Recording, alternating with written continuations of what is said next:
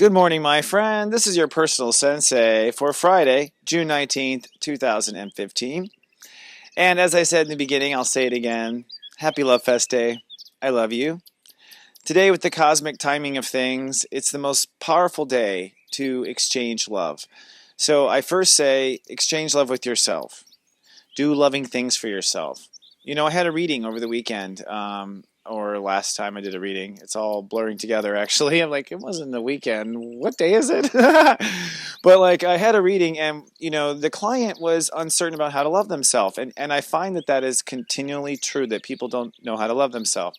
And think about that, because we have this time right now where if you love yourself, it's going to pay back like 3 to 10-fold than it normally would.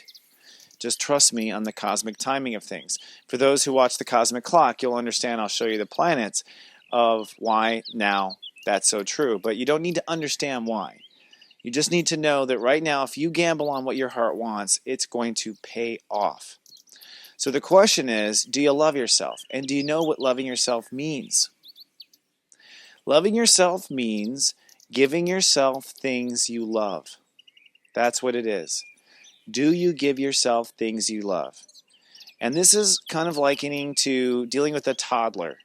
A toddler sitting in their car seat, right? Well, all happy and sweet, but now suddenly getting cranky. What do? You give the toddler something it loves. It's not a toy it loves, at which it totally puts it in its mouth. If a child puts it in its mouth, you scored. That's going to work. And ultimately, when you give the child something that it loves, you are loving the child. It doesn't have to be a hug, but it does love a hug, doesn't it? It doesn't have to be a kiss, but it does love a kiss, doesn't it? I say it based on gender, but the baby. And pets, well, you're built the same way, my friend. And today it's LoveFest Day, which means today the volume is turned way up just by the nature of things. The sun of love is very hot today, and the sun of love will be hot today, and it'll be hot through the weekend. And this love, this self-love hot, energy, the heart chakra just pounding, is not just today and the weekend, I got to say, it's the whole summer. Because this is a special year that happens once every 12 years, where if you follow your heart, your dreams may happen. Your heart will pay off. That's because the volume and the expansion of the heart is happening, like the universe is expanding. So that said, are you going with that flow? It's kind of like God is going to always double whatever you put in the bank of love right now, going to double your investment. So what is your investment, by the way? Are you loving yourself every day? Are you giving yourself things that you love every day? Does the baby in you have its favorite toy? Does the baby in you have its favorite juice? Is life just joyful from the moment you get up, where it's just everything you love all around you? Or are you tolerating things that you don't love? You don't have to tolerate. The universe is designed to have what you love somewhere. Always. It's kind of like you loving it means it exists. That's kind of how it works. It's like, do you love it? Well, then it exists somewhere, because that's how it works. And that's what the Age of Aquarius is about. It's about following our hearts. No matter how weird we may think we are, no matter how strange others might perceive us, we follow our hearts. If our heart's into it, we do it. And now, in this moment, this is a moment that happens once every 12 years. I'll keep saying it again.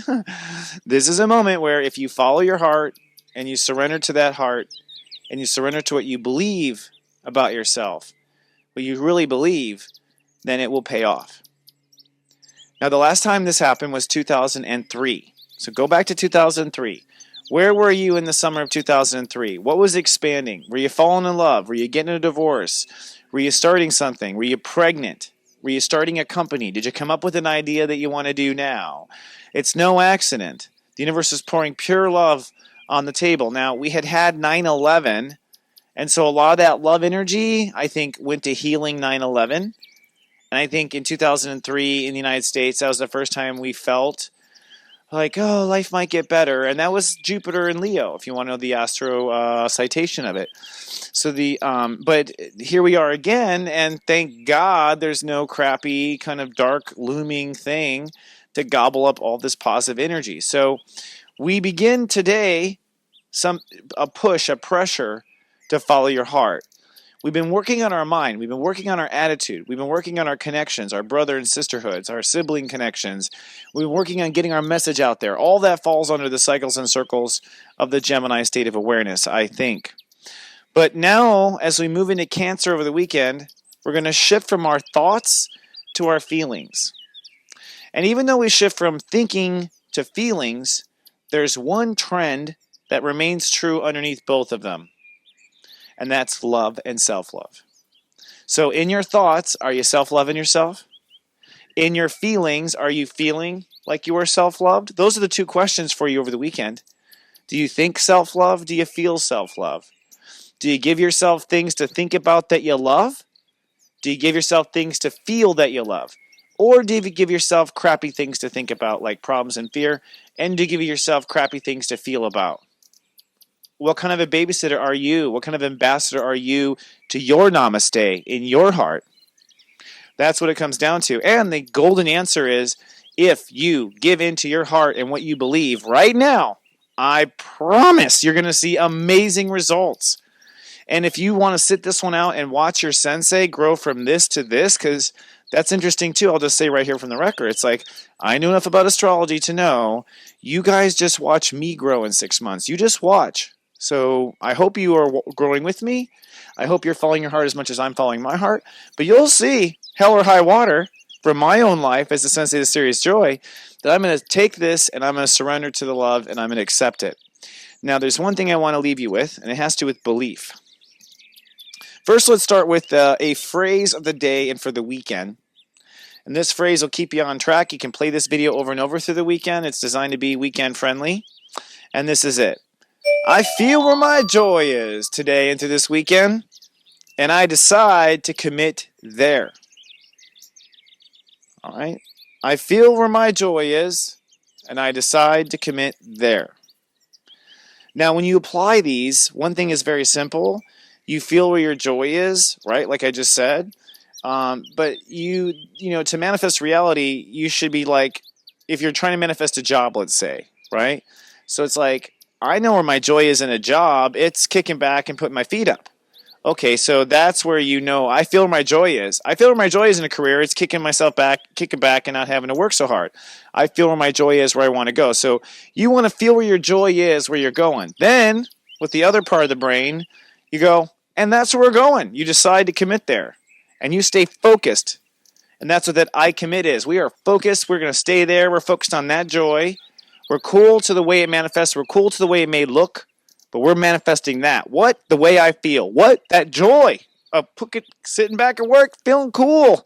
That's what I want. I don't care if it's in an ice cream truck. Although I hope it's air conditioned. Right? Yada, yada, yada. All right? So one more time to keep it in your mind. I feel where my joy is. And I decide to commit there. And so it is because I said so. I thought so. Ah, Halamia. All right. So commit, decide where the joy is, and hold that space. That is really what kind of like your weekend forecast. In fact, before we give you the joy quest and let you on your way with your namaste, let me just say that today, Friday, the first day of the weekend, you are committing and you're holding space and you're getting stubborn, like a mother sitting on an egg. On Saturday, which is really Saturn Day, it comes from the planet, by the way, the name does, if you don't know that. But on Saturday, it's going to be tested. You're going to be tested on whether or not you really you have faith. So if there's like a last thing you have to do, like, you know, put the application in the mail, or you've got to still tell Betty that you're not going to do it, or whatever, you still have some like last minute detail, you better do it tomorrow. Of course, tomorrow it'll be like feel under horrible pressure. You might feel totally stressed about it. If that's the case, I say, tough shit, do it. You got to finish the job, man. So tomorrow will be very tested. Saturday will be tested. Stay in your heart. Just keep reminding yourself of what you're doing this for, you, because you're loving yourself. You're giving yourself opportunity. You're taking advantage of the golden rainbow possibility. Then on Sunday, Sunday, it's step 0. And step 0 means that everything will be kind of energetically flat. And so on the longest day of the year, it will be, oh my God, the slowest day of the year. Step 0 rules a day. In fact, step 0 rules more than one day by the nature of it. I'll talk more about that on Monday when we come back. But the good news is, the step 0, plan something weird and exotic and different, because it will be weird. You're just going to be floating along down the lazy river of love on Sunday, and there's nothing really to get crazy about. So before I send you on your way to your passionate play, let's do the joy quest for today and the weekend. Your joy quest, should you choose to accept it, is commit to the smiles. And you're like, what? I'm not talking about a selfie. Commit to a smile. I'm talking about, did you smile? More of that. And I say this because a lot of people have no tools to recognize when they're in any part of joy. And it's like, hey, did you find yourself smiling there? That means you liked it. You know what I mean? Like, if you can't, wipe the shift-eating grin off your face, you liked it. So your joy question, you choose to accept it, is to commit to the smiles. If someone makes you smile this weekend, you go, I'm committed to that person. If something makes you smile, say, I'm committed to that. We'll see where it leads us. We can always uncommit. But commit to the smiles and commit to what makes you smile, my friend. All right? All right, so that wraps up this segment. Keep streaming now for your telepathy, and even further for your Act 2, your cosmic clock of the day.